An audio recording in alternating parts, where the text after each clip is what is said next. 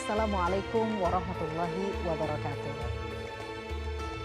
Pemirsa gapai kemuliaan yang dirahmati Allah, apa kabar Anda hari ini? Semoga kita semua senantiasa dalam lindungan serta curahan rahmat Allah Subhanahu wa taala. Amin ya rabbal alamin.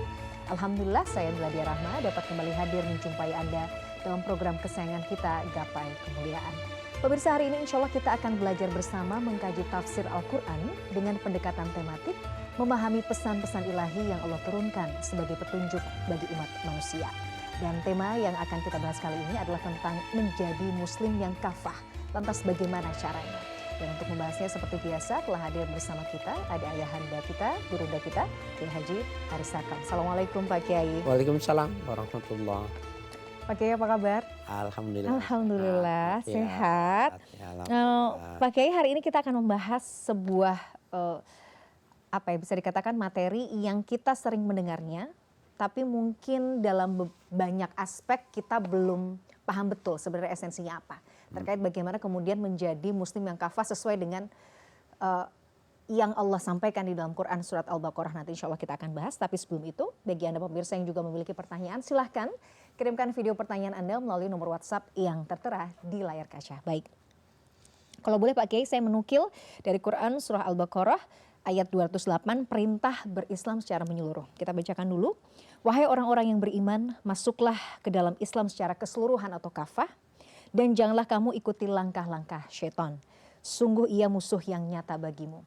Memahami makna kafah itu dalam ayat ini seperti apa dan apa saja aspeknya Pak Kiai? Tafadhol. Baik, bismillah walhamdulillah wassalatu wassalamu ala rasulillah amma ba'du. Mbak Mila dan para pemirsa dimanapun Anda berada, ayat yang dibacakan Mbak Mila itu, udkhulu ya ayyuhalladzina amanu udkhulu fis-silmi kafah. Hai orang yang beriman, ya, masuklah kalian ke dalam silmi. Itu ketika disebut as-silmu bimaknal Islam. Jadi masuklah ke dalam Islam kafah, ya, secara kafah. Ulama-ulama mengatakan bahwa kafah itu maknanya jami'an, kamilan, secara totalitas. Ya, kamilan secara sempurna. Artinya baik zohir secara batin, baik pengakuan lisan maupun penetapan dalam hati. Ayat ini sebenarnya satu riwayat mengatakan dilatar belakangi masyarakat yang sudah lebih dahulu mereka itu memeluk agama samawi, yaitu orang-orang Yahudi dan orang-orang Nasrani pada waktu itu. Jadi Allah perintahkan kepada mereka, ya ayyuhallazina amanu itu aminu bi Musa wa Isa. Ya, udkhulu fis silmi, maksudnya udkhulu fil Islam kafatan secara sempurna. Seakan ayat ini menginformasikan kepada ahlul kitab, agama yang dibawa oleh Nabi kalian itu untuk kondisi sekarang itu sudah disempurnakan.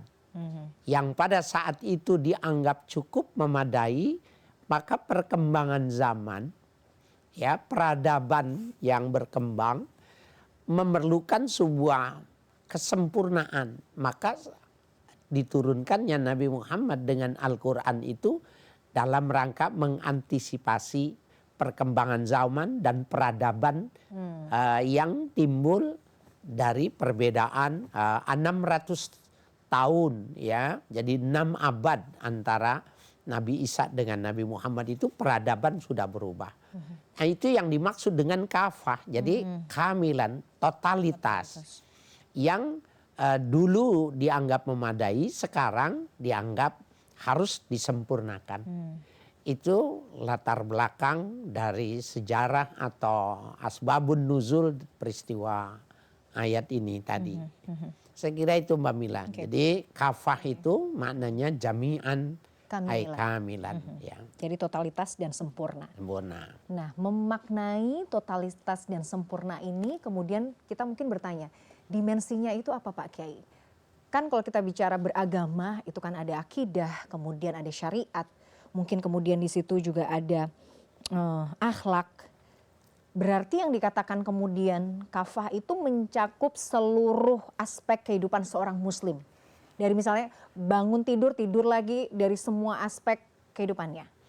Iya, ya, dibilang totalitas itu dari tidur sampai tidur lagi. Dan tidurnya itu sendiri. Oh, Masya Allah. Jadi tidurnya orang Islam itu ditakuti oleh setan. Dan setan lebih takut kepada tidurnya orang yang beriman ketimbang beribadahnya orang yang tidak berilmu. Ya, kenapa? Ketika dia tidur mengikuti syariat Islam, maka dia tidak bisa terganggu. Maka dia tidak mungkin mimpi dikejar-kejar anjing, dikejar-kejar setan dan lain sebagainya.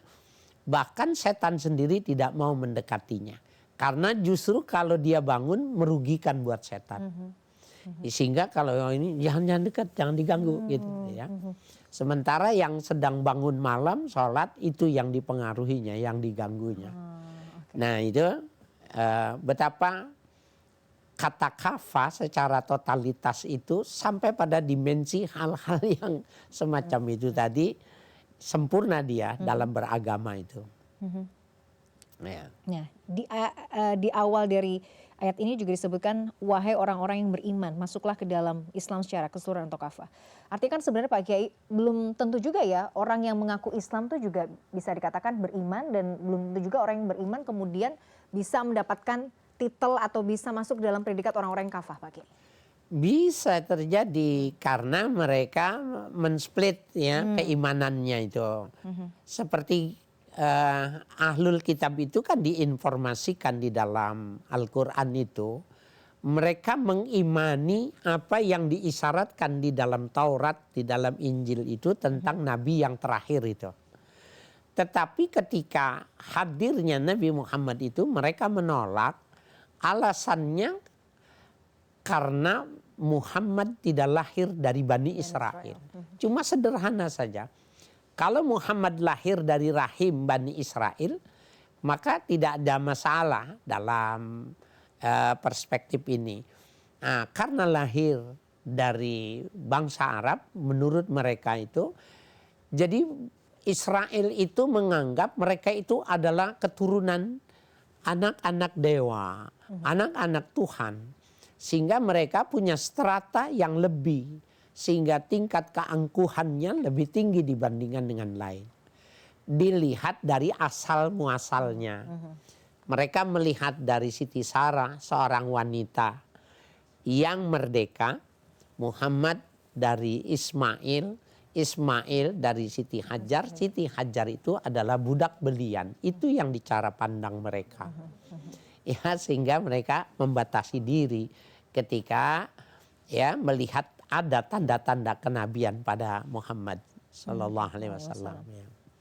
Pak Kiai, untuk bisa menjadi seorang Muslim yang kafah, tahapan-tahapan yang dilalui kadang-kadang kita berpikir apakah memang dikuatkan akidahnya dulu atau kita berjalan bersama-sama akidah dan syariat atau seperti apa? Mungkin bisa dilihat bagaimana kemudian cara dakwah baginda Rasulullah SAW pada saat kemudian mendakwahkan Islam.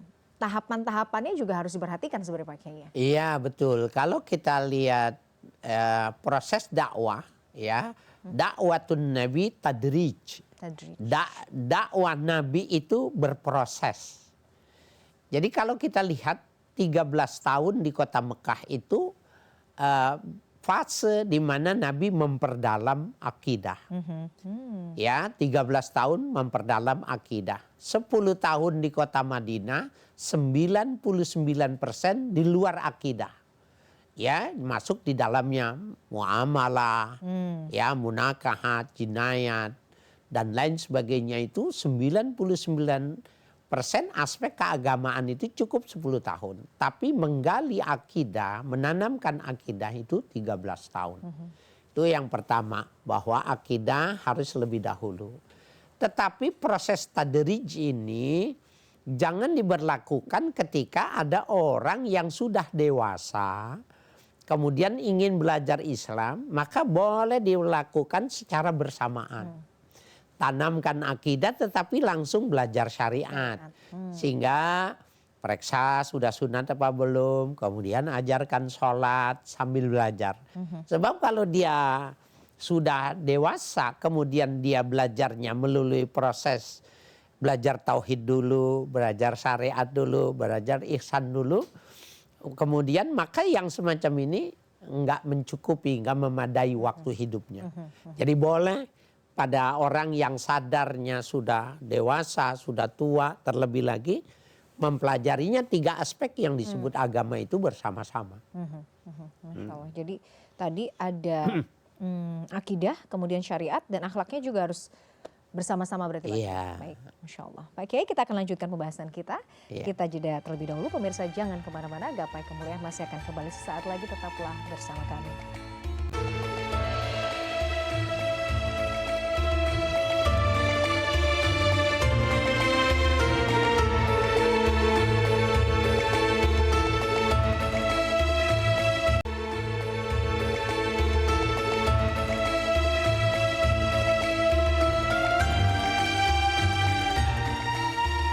Pemirsa, terima kasih Anda masih menyaksikan Gapai Kemuliaan. Pemirsa, di segmen kedua ini Kiai Haji Haris Sakam akan menjawab pertanyaan Anda pemirsa Gapai Kemuliaan yang sudah masuk melalui WhatsApp dalam segmen Ustadz Menjawab. Baiklah, kali ini pertanyaan yang sudah masuk datang dari Nurul Fahdilah di Padang, Sumatera Barat. Kita simak bersama pertanyaannya. Assalamualaikum warahmatullahi wabarakatuh. Perkenalkan, nama saya Nurul Fadilah, saya berasal dari Padang, Sumatera Barat. Pada kesempatan kali ini, saya ingin mengajukan pertanyaan mengenai Muslim Kafah. Nah, untuk pertanyaan pertama, apakah yang dimaksud dengan kata kafah? Apakah kata kafah ini maknanya seluruh alam atau maknanya itu totalitas? Karena konsekuensi dalam pemaknaan diksi kafah ini secara otomatis konsekuensi dalam keberagamaan. Nah, mohon penjelasannya mengenai maksud dari Muslim kafah ini. Nah, untuk pertanyaan kedua, kalau makna kafah ini rahmatan lil alamin, berarti kafah ini menyangkut aspek keseluruhan alam. Nah, dalam konteks bermasyarakat pada sekarang ini, banyak terjadi kerusakan alam seperti pengundulan hutan sehingga menyebabkan banjir, dan juga ekosistem yang terlanggar sehingga menyebabkan air sungai berkurang. Nah, bagaimana konsep Muslim Kafah dalam penanganan kerusakan alam atau kerusakan ekosistem yang terjadi pada sekarang ini? Assalamualaikum warahmatullahi wabarakatuh. Waalaikumsalam warahmatullahi wabarakatuh. Terima kasih Nurul Fadilah di Padang, Sumatera Barat atas pertanyaannya. Ada 2 pertanyaan Pak Kiai secara garis besar. Apakah yang dimaksud dengan Muslim yang kafah? Tadi mungkin sedikit kita sudah bahas di segmen berikutnya. Mungkin kita bisa elaborasi lagi terkait bagaimana kemudian kaitannya dengan konsep Islam yang rahmatan lil alamin. Kemudian pertanyaan yang kedua, saat ini kita melihat mungkin banyak tragedi lingkungan yang juga bisa dikatakan menyesakan dada. Nah, kadang-kadang bagaimana kemudian kita sebagai muslim yang baik, sebagai muslim yang berikhtiar untuk bisa kafah, tantangan juga sih sebenarnya untuk bisa ikut menjaga lingkungan. Tafadhol Pak Kiai. Iya, baik, terima kasih Adinda Fadilah di Padang. Memang benar secara terminologi makna kafah maknanya jami'an wa kamilan, ya. Jadi dia maknanya totalitas, maknanya keseluruhan aspek, itu dimensinya jasmani wa rohani, ya. Dimensinya jasmani rohani. Jadi keimanan itu, Islam itu bukan pengakuan. Islam itu bukan semua identitas, tetapi menjadi jati diri. Itu maknanya kafah. Yang kedua, kata kafah pada wilayah diniyah, yang dimaksud cakupan keagamaan itu, maka kata kafah adalah identik dengan rahmatan lil alamin. Nah, itu wilayah ad-diniyah. Pada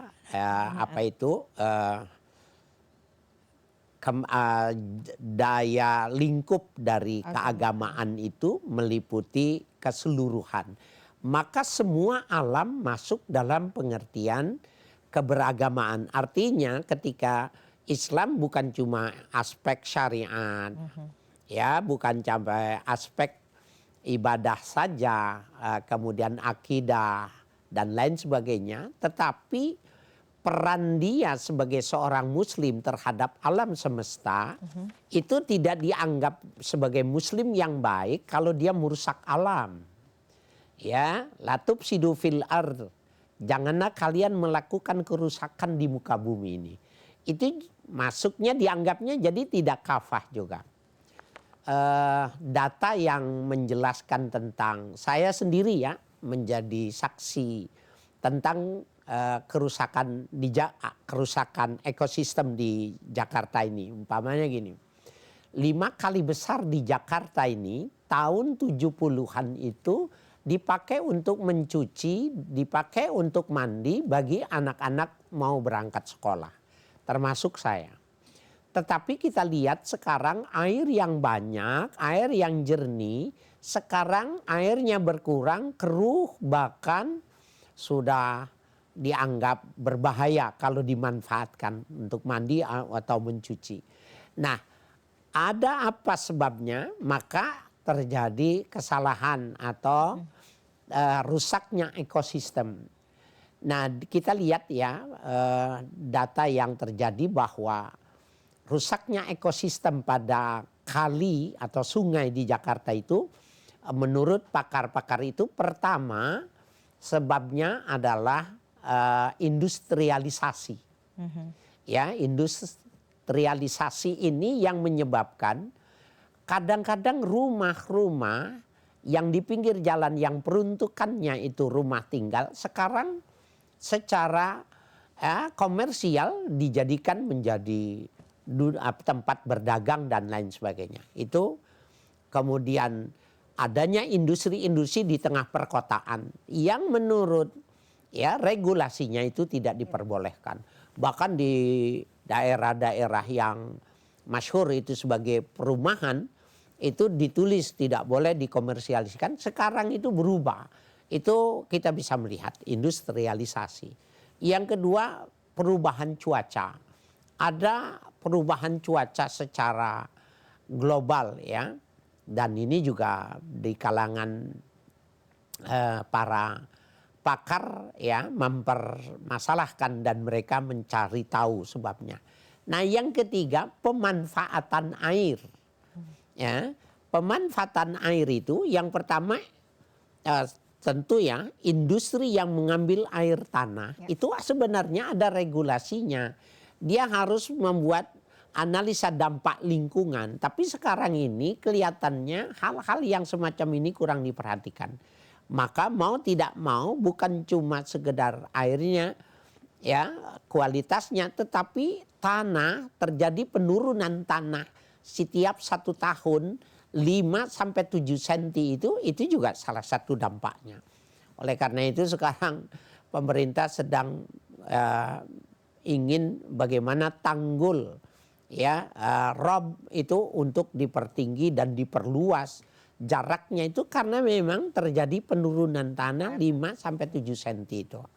Nah, soal pemanfaatan air salah satu yang mesti kita kata kafah di sini maknanya orang yang berwudu, orang yang mandi janabat, orang yang mencuci mobil, orang yang ya punya perusahaan cuci itu tidak boleh berlebihan menggunakan air.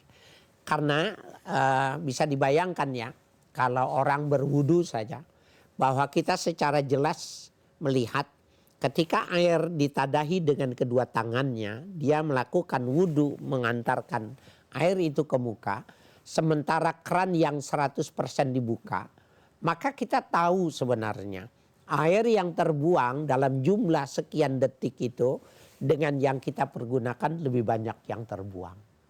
Nah, kalau industrialisasi pembangunan tata letak yang dilanggar, maka banyaknya tertutup permukaan tanah dengan beton-beton, maka menyebabkan air itu tidak masuk pada resapan-resapan, maka seluruhnya langsung ke laut. Ini juga bagian dari ya terjadinya ekosistem ya yang ditanyakan. Nah, kita termasuk kalau melakukan tidak disebut dengan muslim kafah kita. Jadi pelaku perusak ekosistem, merusak alam betapapun dia haji setiap tahun, maka dia tidak dianggap muslim yang kafah. Jadi memang ada dimensi wilayatul diniyah, maknanya kafah itu adalah rahmatan lil alamin. Begitu Mbak Mila. Oke, Ya. ya ini memantik pertanyaan yang lain sebenarnya Pak Kiai. Bagaimana kemudian seorang pemimpin muslim juga harus membuat kebijakan-kebijakan yang akhirnya harus merefleksikan bahwa Islam, pemimpin yang baik, pemimpin yang kemudian ingin berikhtiar untuk menjadi pemimpin yang kafah, harus kebijakannya itu tadi ya, yang rahmatan lil alamin juga ya Pak Kiai. Iya, jadi pertama dari sisi regulasinya, dia punya tanggung jawabnya. Berarti kan eksekutif sama yudikatif dia mesti kerjasama. Yang kedua, pelaksananya di wilayah. Yang punya wilayah itu wali kota dan lurah. Kepala desa, dia yang punya wilayah. Kita lihat kok bahwa perumahan itu sudah jelas-jelas tulis pelangnya besar. Perumahan ini tidak boleh dipergunakan untuk kepentingan komersial gitu loh. Tapi tidak lama pelang itu copot. Ya, kemudian alih fungsi. Nah, alih fungsi rumah hunian menjadi ruko. Jadi ya tempat-tempat komersial itu bagian yang menyebabkan ya rongga-rongga tanah itu semakin kecil. Sekarang kita bisa lihat lagi bahwa di perkotaan ini bukan cuma kebun yang berkurang jadi kebun beton. Sawah-sawah itu semuanya sudah jadi betonisasi. Betonisasi itu sebenarnya merusak ekosistem. Oke, jika Ya. terlalu masif ya Pak Kiai. Baik. Pak Kiai, menarik pembahasan kita, tapi seperti biasa kita jeda kembali, nanti kita akan lanjutkan. Pemirsa jangan kemana-mana, Gapai Kemuliaan masih akan kembali setelah jeda yang satu ini.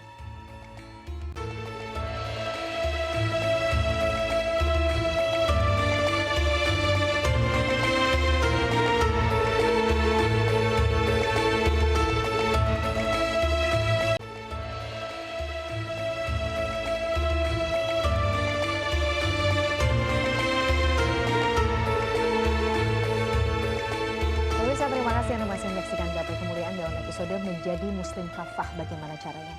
Pak Kiai, berkaitan mungkin karena saya juga sebagai seorang ibu dan juga ya mendengar mungkin cerita-cerita bagaimana kondisi ekonomi, indis ekonomi Pak Kiai, semuanya serba susah ya. Saya tuh kadang berpikir begini, dan mungkin diamini oleh hampir sebagian besar masyarakat pasti. Kondisi ekonomi yang sekarang ini serba sulit. Kadang kita melihat ada sesuatu yang ketimpangan antara si kaya dan si miskin, ada kezoliman, ada mungkin yang susah mendapatkan pekerjaan.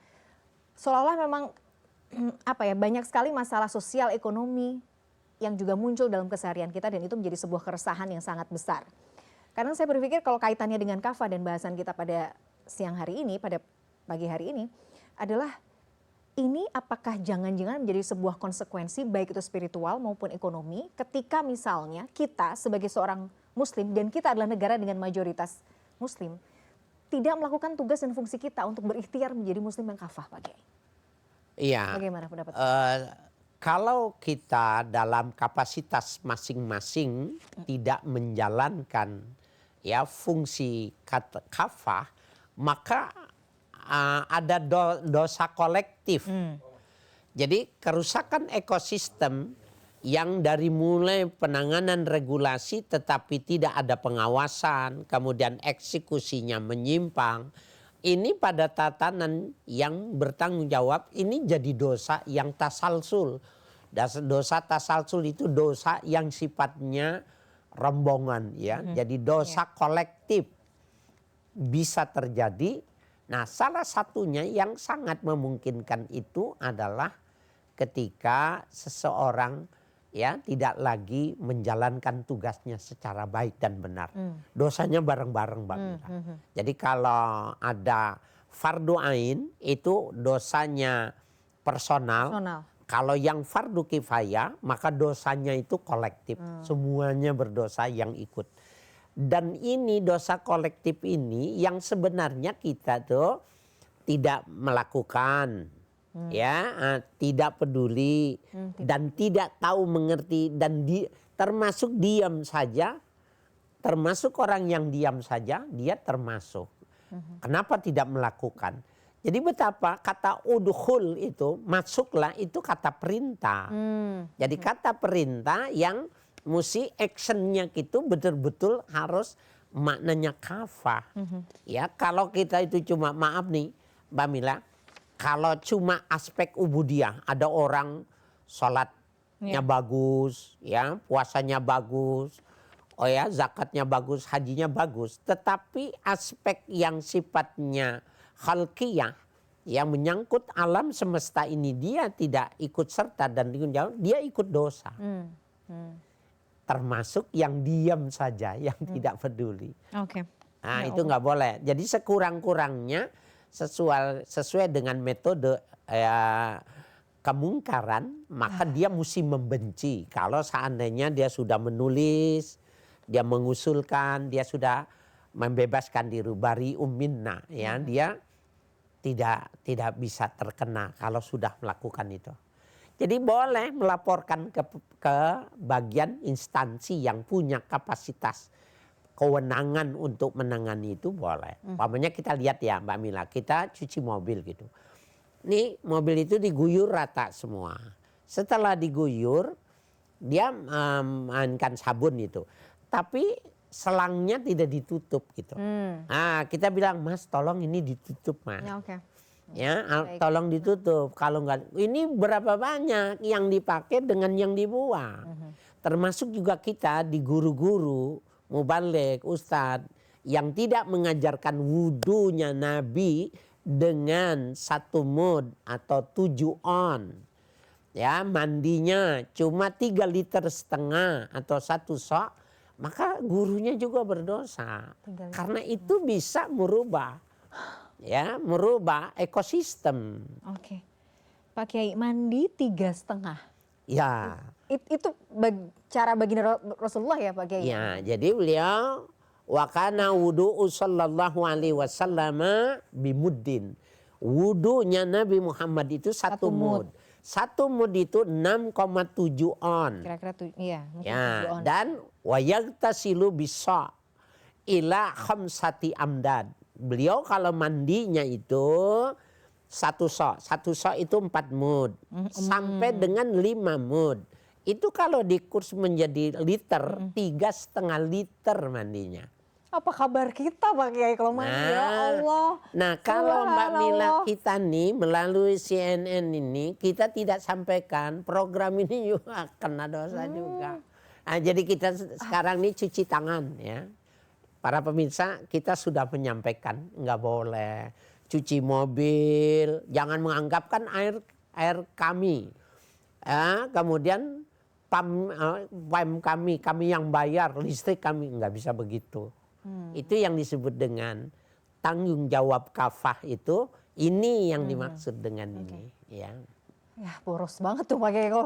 Tapi 3,5 liter kadang emang cukup ya membersihkan gitu Pak Kiai? Bisa. Bisa ya? Nah, sekarang wudhu nih Mbak Mila. Iya Pak Kiai.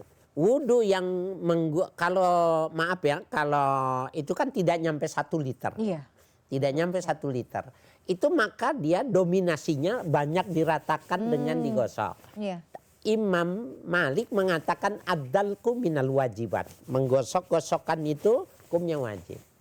Nah, orang-orang yang suka tai chi, suka yoga, mereka mengatakan kelenturan tubuh yang bisa mencegah penuaan dan sebagainya ketika itu sering digosok-gosokkan itu. Termasuk muka ditarik dengan ininya itu udah sebenarnya dia menguntungkan. Ada hikmahnya juga ya sebenarnya. Banyak untungnya, apalagi dengan air. Kata Imam Syafi'i, qillatul ma, ya, sedikitnya air itu maka dia membawa keberkahan. Sedikitnya air membawa keberkahan. Membawa keberkahan. Jadi semakin banyak menjadi tabzir. Tabzir, mubazir. Nah, jadi suatu saat Nabi menegur Sa'ad. Sa'ad lagi wudhu tapi menggunakan air yang berlebih. Kemudian Nabi menegur, nggak boleh gitu. Si Sa'ad itu seperti kita, dia bilang, afil wudhu'i israf ya Rasulullah. Apakah dalam wudhu juga ada berlebih-lebihan israf? Naam, walau tawadda'ta ala nahrin jar. Ya, walaupun kamu wudhunya di tengah air sungai yang mengalir deras. Nggak boleh. Jadi bukan karena padang pasir. Masya Allah. Iya. Ini kalau kita ini mau ekosistem rusak. Makanya ya kadang-kadang ya itu tadi ya, tabzir keserakahan manusia itu yang justru menjadi sumber atau biang kerusakan ya Pak Kiai. Pertanyaan saya kemudian Pak Kiai, di tengah zaman yang seperti saat ini ya Pak Kiai, kadang pertanyaannya masih bisa nggak Pak Kiai kita itu menjadi muslim yang kafah? Karena distraksinya banyak, mungkin di sisi lain juga karena mungkin kebiasaan atau culture kita itu, ya itu tadi mungkin masih belum selaras dengan cara hidupnya baginda Rasulullah gitu. Tapi apakah masih mungkin kita bisa menjadi muslim yang kafah? Ada pendapat ulama yang menarik, saya lupa yang mengucapkan. Ketika orang bergantungan kepada akalnya, maka gengsinya akan tinggi dan dia mempertaruhkan segala sesuatu dengan ukuran rasional. Ya. Maka menurut dia sepanjang dia tidak merugikan orang lain, sepanjang dia tidak menyakiti orang lain, sepanjang dia tidak melanggar regulasi, dia anggap dia sudah baik. Padahal tidak, dia pelaku ya perusakan alam. Jadi kajian kita ini menarik, jangan cuma dikonotasikan bahwa kafah itu dalam hal pengertian akidah, ya syariah, ihsaniyah, bukan cuma sekedar aspek itu. Benar pertanyaan ini, yang menyangkut aspek alam itu bagian yang masuk dalam pengertian kafah juga. Enggak sempurna kita kalau ibadah doang, tetapi sama alam semesta kita tidak peduli. Masya Allah. Ya, kata inni ja'ilun fil ardi khalifah itu maknanya itu aku jadikan manusia itu yang menjaga alam semesta. Yang menjaga. Iya. Baik. Pak Kiai, menarik sekali pembahasan kita karena ternyata aspek dan dimensinya begitu luas dan banyak sebenarnya. Nanti kita akan lanjutkan, tapi kita jeda kembali. Pemirsa jangan kemana-mana, Gapai Kemuliaan masih akan kembali setelah jeda yang satu ini. Tetaplah bersama kami.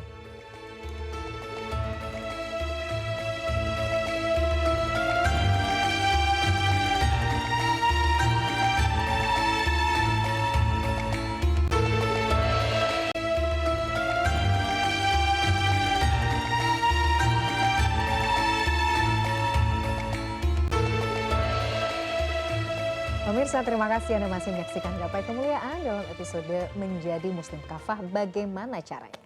Pak Kiai, hal-hal kecil tadi kan kita bicara tentang tatanan ya, dari mulai keseharian sampai kemudian bahkan kafah itu mencakup bagaimana sistem bernegara itu juga sangat berpengaruh ya dalam mendefinisikan kafah.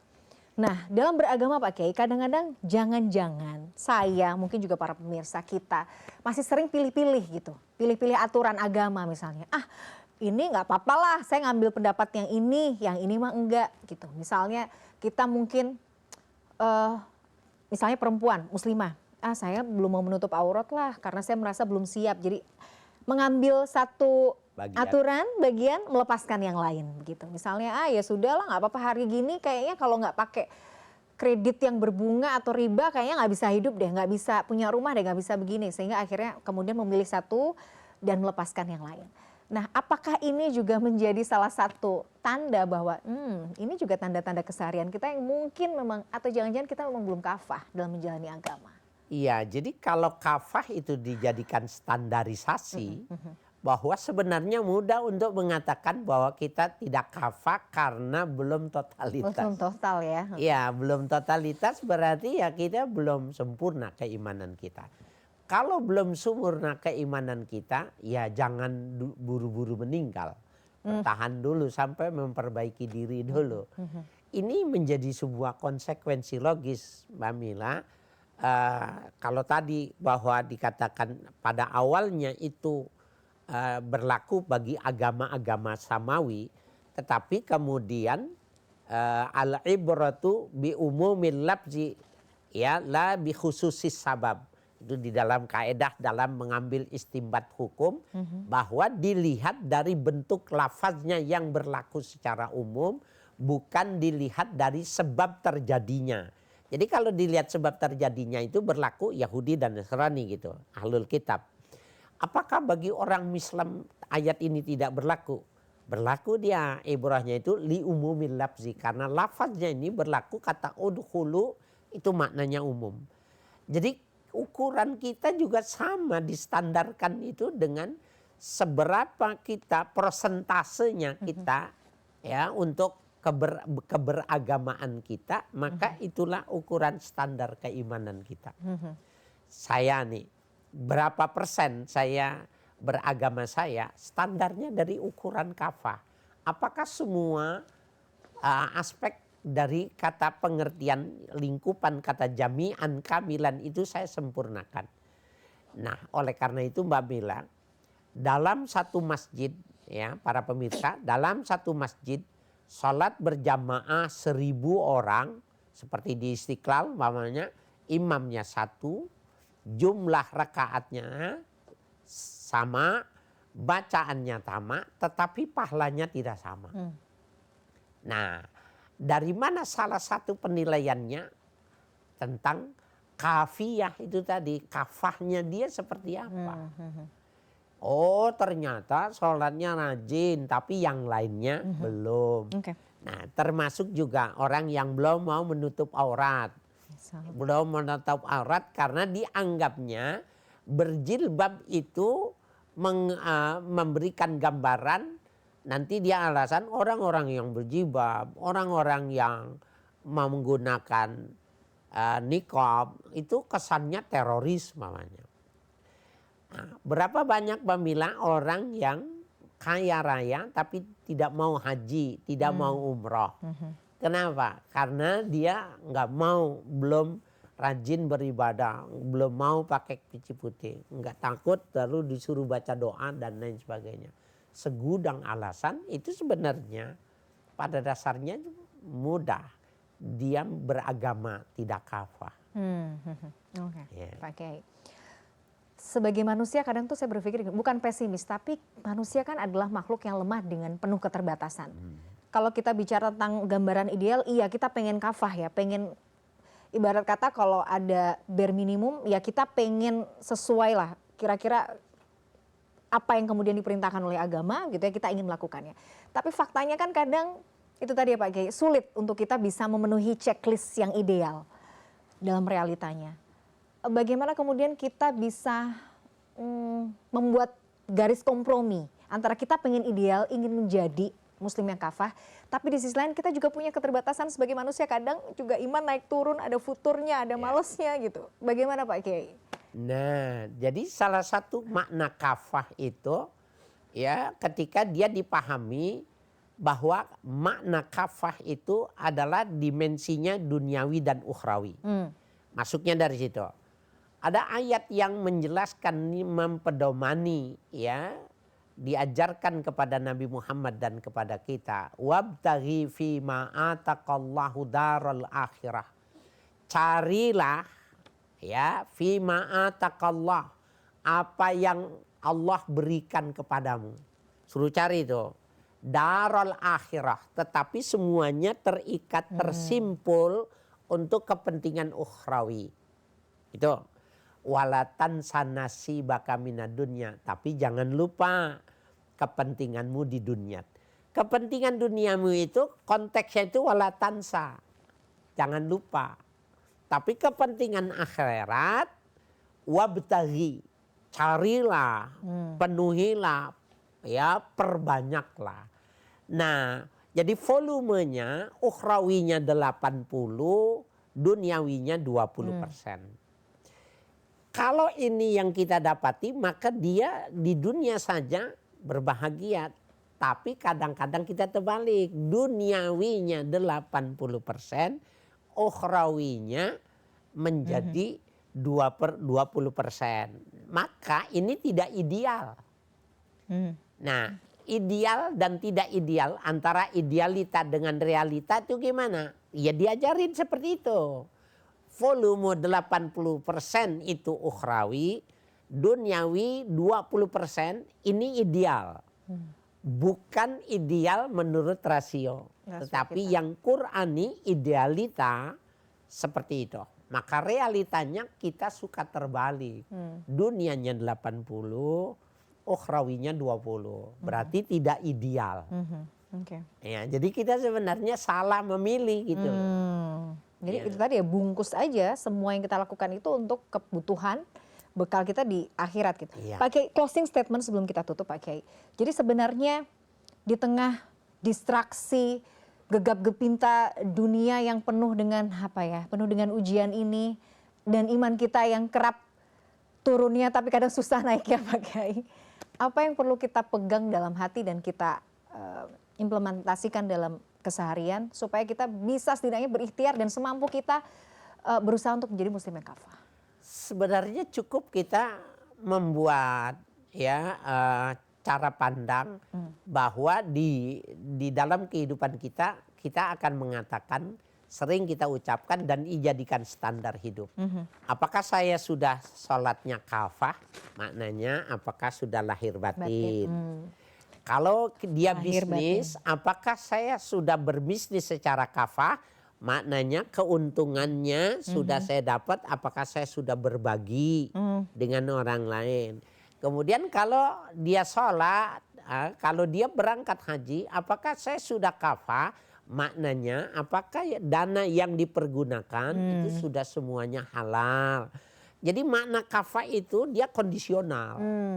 Ya, dia bisa diberi makna untuk situasi kondisi. Dan itu memang diksi yang dipilih Al-Quran itu jawamiul kalim. Katanya pendek tapi maknanya dalam. Masya Allah ya, jadi bisa kok dilakukan. Ini bukan sesuatu yang sebenarnya sulit ya Pak Kiai. Itu tadi, setiap hal yang akan kita lakukan kita pikirin dulu. Niatnya bener gak misalnya, gitu ya Pak Kiai kira-kira ya. Oke, sholat. Tadi sudah khusyuk belum ya? Itu bagian dari ikhtiar. Oh oke. Dan insya Allah Allah berikan taufik dan hidayah ya Pak Kiai jadi untuk bisa begitu. Ibadah, bisnis, bermasyarakat ukurannya kafah. Bismillah ya Allah. Mudah-mudahan diberi kekuatan taufik dan hidayah ya untuk bisa berjalan di rel untuk menjadi itu tadi muslim yang kafah. Amin ya rabbal alamin. Jazakallah khair Pak Kiai, ilmunya hari ini luar biasa. Dari mulai ngomongin negara sampai dengan ini ya Masya Allah luar biasa ya memang. Materi kita hari ini. Pemirsa yang dirahmati Allah, tidak terasa kita telah sampai di penghujung kebersamaan kita dalam program Gapai Kemuliaan hari ini. Semoga apa yang kita bahas hari ini dapat menjadi ilmu yang bermanfaat serta mendorong kita untuk terus istiqomah dalam menuntut ilmu agama dan mengamalkannya. Amin ya robbal alamin. Terima kasih atas kebersamaan Anda. Saya Meladia Rahma bersama Gurunda kita Kiai Haji Haris Hakam. Mohon pamit undur diri.